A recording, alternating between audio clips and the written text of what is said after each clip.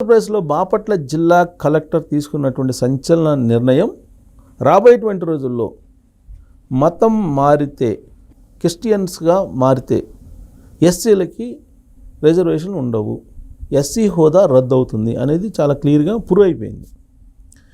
Pastor Anand అనేటువంటి అతను SC ST atrocity case పెట్టాడు 2022లో ఆ బాపట్లో ఉండేటువంటి కొంతమంది రెడ్డి సామాజిక వర్గం మీద.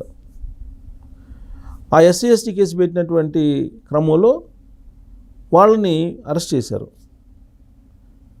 ఆ క్రమంలో వాళ్ళు ఛాలెంజ్ చేస్తూ ఒక పిటిషన్ వేశారు కోర్టులో, హైకోర్టులో.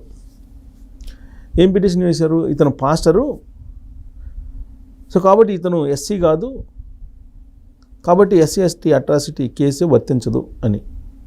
పైగా ఆయన కేసు పెట్టిన ఏం పెట్టారు? నేను చర్చి నుంచి వస్తూ ఉంటే నన్ను దూషించారు, ఎస్సీ ఎస్టీ కేసు ఎస్సీలుగా ప్రస్తావిస్తూ నన్ను దూషించారని కేసు పెట్టారు.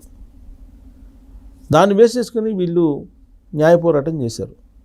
హైకోర్టు ఇతను ఎస్సీ కాదు, మతం మారాడు కాబట్టి ఇతనికి ఎస్సీ హోదా అనేది రద్దవుతుంది, ఎస్సీ రిజర్వేషన్ వర్తించదు, కాబట్టి ఈ ఎస్సీ ఎస్టీ అట్రాసిటీ కేసు అనేది చెల్లదు అని చెప్పి తీర్పిచ్చింది హైకోర్టు.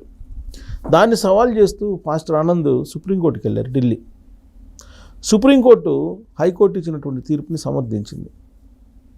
దీని మీద యాక్షన్ తీసుకోండి, అతనికి ఉండేటువంటి ఎస్సీ హోదాను రద్దు చేయండి, రిజర్వేషన్ దక్కకుండా ఉత్తర్వులు ఇవ్వండి అని చెప్పి రాష్ట్ర ప్రభుత్వాన్ని ఆదేశించింది.